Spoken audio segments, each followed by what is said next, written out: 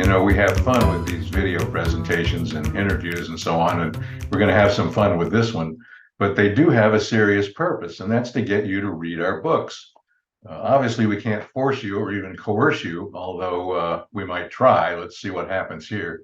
But all we can really do is write them well, find ways of letting you know they're available, and then talk persuasively about how good they are and how much we think you'll enjoy them.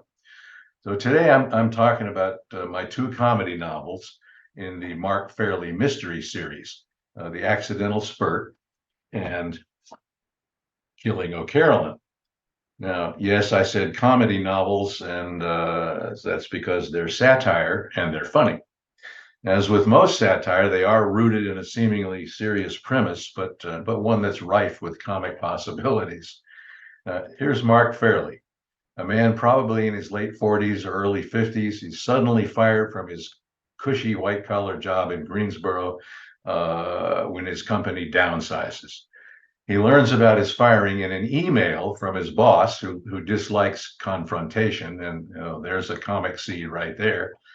He gets a severance package, but Mark has a wife, 3 kids in expensive colleges, a mortgage, very little savings, an aging car, although he's not making payments on it, fortunately, but the repair bills are mounting up, and he's got no prospects. He's sent out over 75 resumes and gotten 0 responses. To make ends meet, he accepts temporary consulting gigs, which seem harmless enough at first, but which turn into undercover operations with all kinds of opportunities for hilarious mayhem. Mark Fairley becomes a reluctant, undercover amateur detective, and the fun begins. Now, that's the overall premise for the series. Of course, each of the books has its own specific premise, and we can find those on the cover blurbs. Here's the one for The Accidental Spurrt.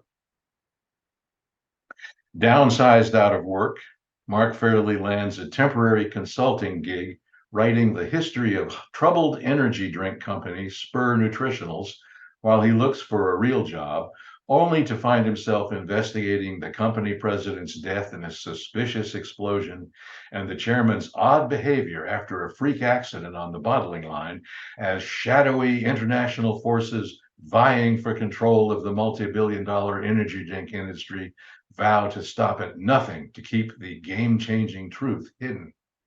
Can Mark solve the treacherous maze of homicide, inept corporate espionage, dysfunctional family intrigue, and hilarious intercultural missteps without becoming the next unexplained casualty? And will he ever find a real job? That's The Accidental Spurrt. Here's the one for Killing O'Carolan. Someone is poisoning poets in Greensboro, and there seems to be no rhyme or reason to it. Reluctant amateur detective Mark Fairley goes undercover in the arts community to learn whose muse has run amok and restore poetic justice to the city. All well and good until he discovers the future of this modern American town may hinge on the fate of a legendary 18th century blind Irish musician and a hitman with a chip on his shoulder. Well, hard to decide which one to read first, right? I think you better just go ahead and get both. But maybe you're one of those people who needs a little more. Obviously, I can't reveal the plots of these novels, but I can do 2 things. I can assure you that the crimes involved are absurd and funny, and I can read a few short passages to demonstrate the writing that you'll enjoy. So let's start with the crimes. Here's the list. Some seem traditional for crime novels and somewhat commonplace, but even those are committed in surprisingly absurd ways. Involuntary manslaughter, theft of a firearm, unlawful discharge of a firearm, industrial espionage, poisoning, vandalism, mugging, kidnapping, trespassing, lying, plagiarism, speeding, parking by a fire hydrant, faking a Japanese accent, faking an Irish accent, stupidity, inappropriate use of duct tape, and more. Well, for an example of the writing now, let's look in on the world of Adam Spurr. Adam's a chemistry professor at the prestigious Duke University in Durham, North Carolina, and one of the main characters in the accidental spurt. Now, typifying the absurdity of the environment there, some Duke students are holding one of a never-ending series of protest demonstrations near his office on the campus. Here's a snippet from the newspaper account. Duke University officials say student protesters are occupying a reception area near the school president's office for a fourth day. School spokesperson Randall McCrae said the protesters were still sitting in near President Arthur Willoughby's office in the iconic Allen Building, which houses the school's administrative functions and which is closed for a third day. Officials say 10 students are involved in the sit-in out of a total student population of about 15,000. The students want the school to abandon its traditional Duke blue school color for something less offensive, or alternatively, they want at least 2 other colors added in order to promote diversity and inclusiveness. Sophomore Miranda Mellencamp, a spokesperson for the protesters, told reporters at a hastily called press conference, "We object to blue because one color all by itself is not inclusive, and that might offend someone, especially anyone who doesn't like blue. Also, blue is traditionally associated with sadness, and we don't want anybody to feel sad or less than because of it being forced upon them against their will. On that score, we are pro-choice. Although many people think blue is a soothing color, it represents bad luck, pain, and mourning in China and India, and we don't want to offend any of our Chinese or Indian brothers or sisters. Also, blue, albeit a different shade, is the color used by the University of North Carolina at Chapel Hill, and we hate them. Furthermore, we think Blue Suede Shoes by Elvis Presley is a stupid song."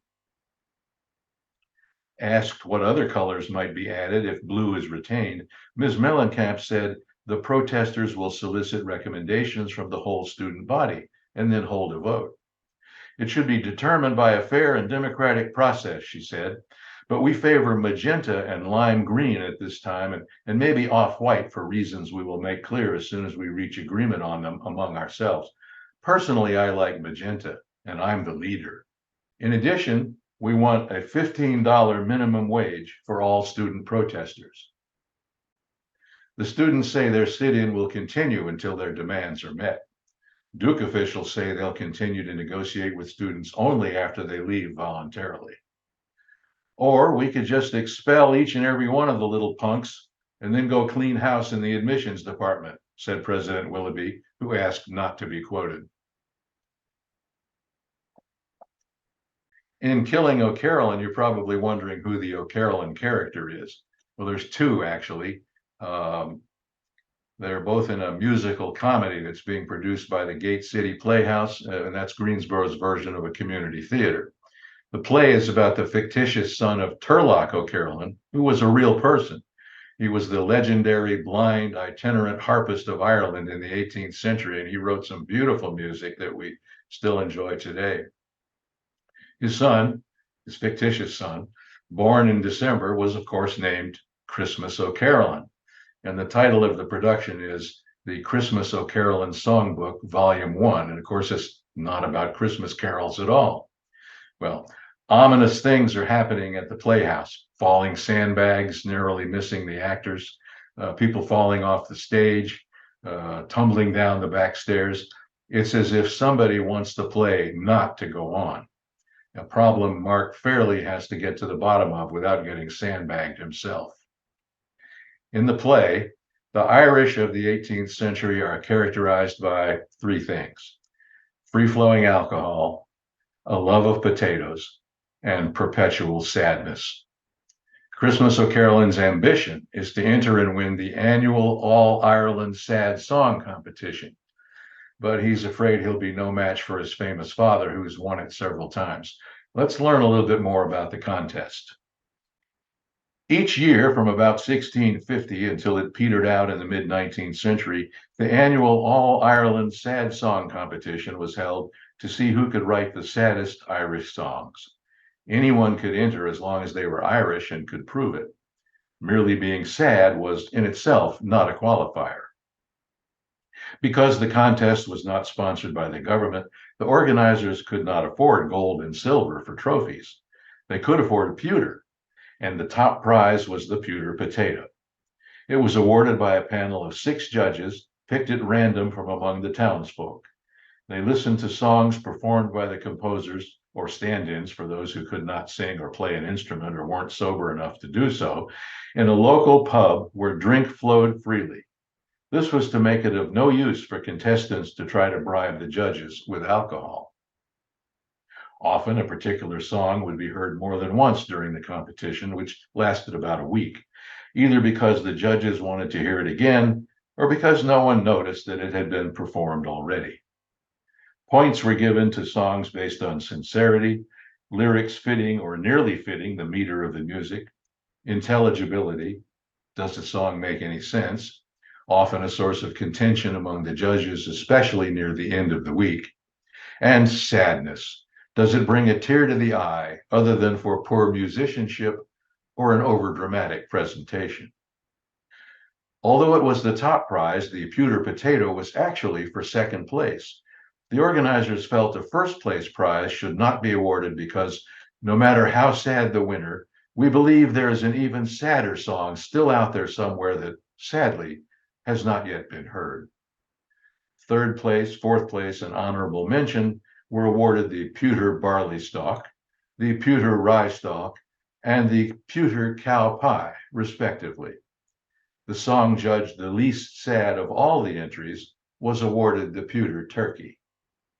In 1739, Christmas's song, Nevermore, won first prize in the newly established So Sad It Makes You Laugh category and was awarded the pewter funny bone. Well, moving right along. Early in the book, Mark gets an invitation to attend an evening at the local comedy club with his wife, Emily. The invitation is from Dylan Vivaldi. He's a mover and shaker in the Greensboro business and arts community and owner of the club. Here are Mark and Emily as they arrive.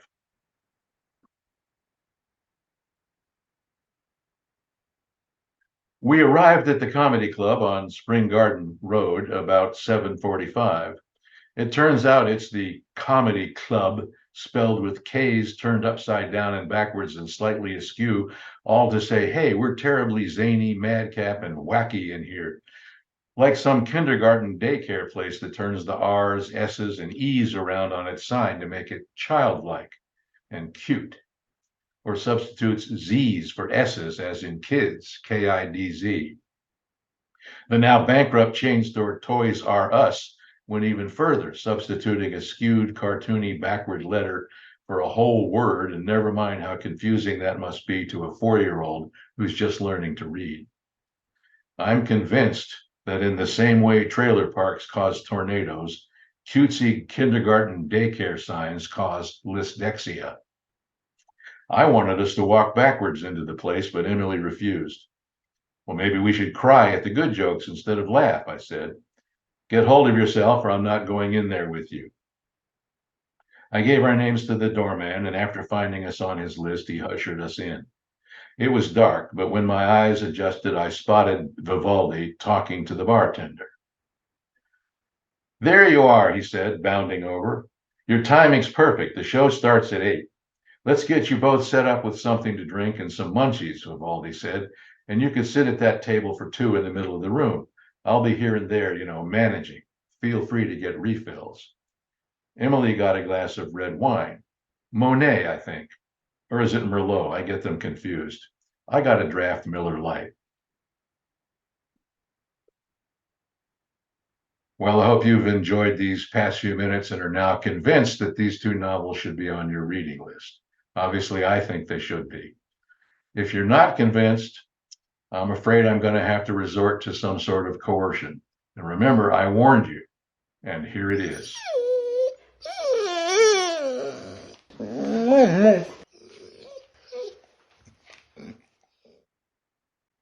Just kidding. Thanks for watching, and so long for now.